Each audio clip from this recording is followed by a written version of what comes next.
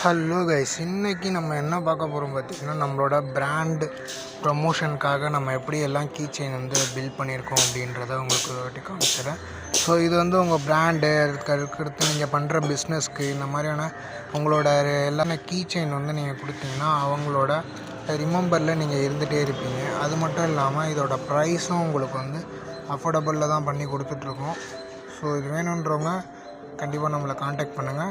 நம்ம வந்து பெஸ்ட் ப்ரைஸில் பண்ணி தரலாம்.